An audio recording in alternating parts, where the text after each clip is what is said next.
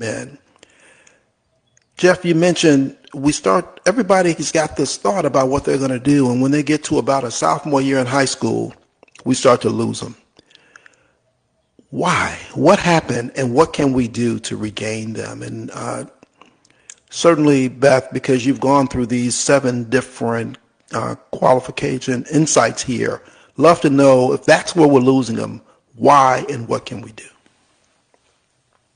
Well, I mean, I think some of it's around where we put emphasis in our school system through the way CPS is built. Now, the interesting part is national data suggests it's not just Chicago public schools. It's that age. I think I was told in high school sophomore means wise fool, and not calling our children foolish by any regards, but it is that critical age and that time where your body's changing, the psychology of the brain is changing, you're developing, you're going from kid to young adult. And I think at that point in time, the idea and the bit of the brain that imagines what's possible goes one way or the other. And I think we've seen it from young men. I mean, I've been working in this work a long time, and I can tell you that's usually where we start to see young people disengage from the prospects of education. Even in CPS, you have freshmen on track. And for a long time, there was no sophomore metric. They have sophomore on track now, which is great. Kudos to the district for doing that. But then you'd have PSAT junior year, and you start to think about standardized tests in your junior and senior year. There was always a metric to kind of align to student success in the way we've done schooling. So even that is part of it. But I do think that there's a greater trend around like the human development. My sister is a social worker, and she talks about this a lot around how students are cultivated and how we really need to think about those exposure points and surrounding them with the one caring adult, which when you look at breaking cycles of trauma, the one caring adult a young person needs that moment in time to really achieve what they're going to achieve, their dreams and their agency and belief in themselves. Beth, weigh in, please. Yeah, I would. So I totally agree with Jeff in that sort of caring adult or that connection, sort of the belonging, feeling like they belong. I mean, we hear that clearly now too in the data and the surveys we do. And young people connect even more with community-based organizations. And, I already went through the chronic absenteeism, about half the school district is chronically absent at this point, and they're not feeling connected and engaged and supported. But they do cite these nonprofit organizations that Jeff and Chicago Scholars is one. There are many. He mentioned Project 110 as another, specifically around Black young men. But wrapping these holistic sort of services and being a connected, caring adult.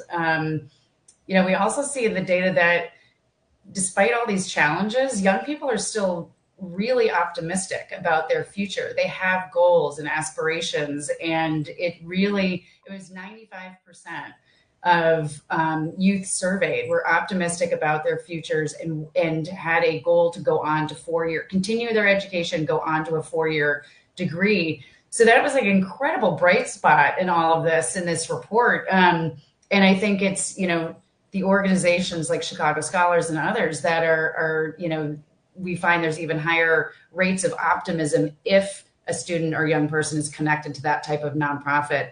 Again, just, giving them purpose, feeling like someone cares, connecting with them on a regular basis. And I think that's just critical. And unfortunately, I know there's lots of tough conversations around finances and budgets, et cetera, but the bottom line is we need more investment in those types of organizations and in our young people. Yeah, it feels like we've got to be real specific about organizations and whoever it is that gets this caring adult around young people, because that does in fact make a difference. And it makes a difference not only right there during those years, but we can't just let them go once they graduate from high school, because we've shown, Beth, your report shows that our high school graduation rates are now at all-time highs. And so it just begs the question of what are we doing? Where are we missing? What do we have to do in order to keep them engaged?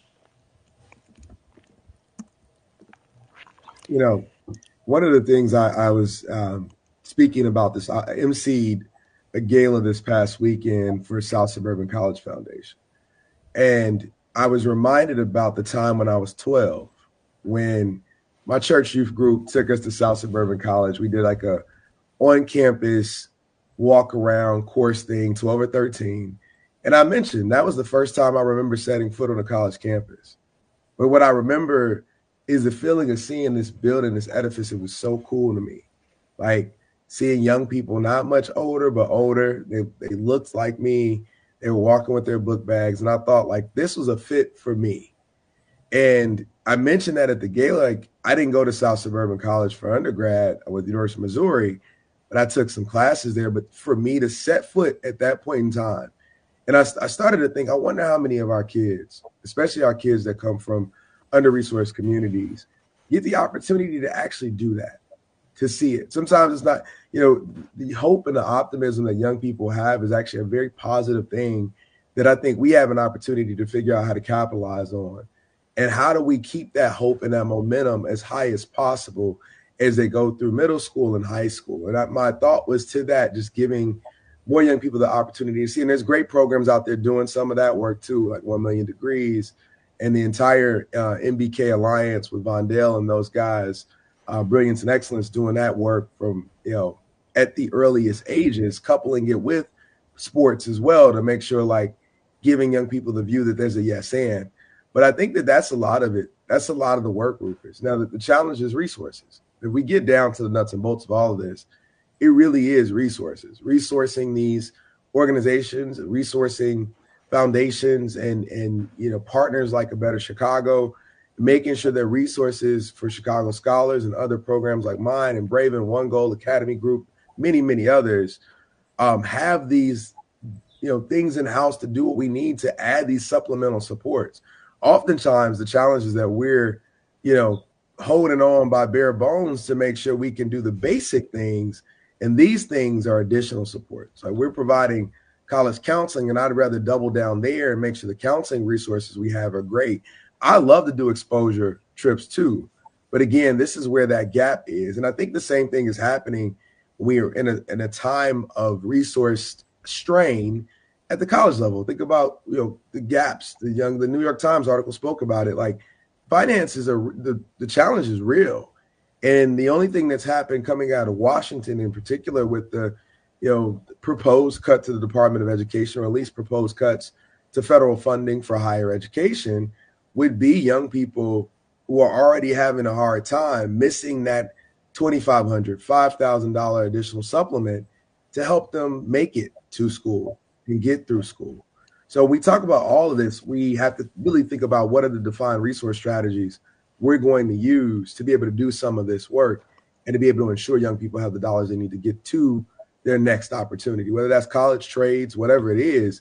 The next opportunity after high school, post-secondary, still needs resources to pay for. Yeah, we've got to shift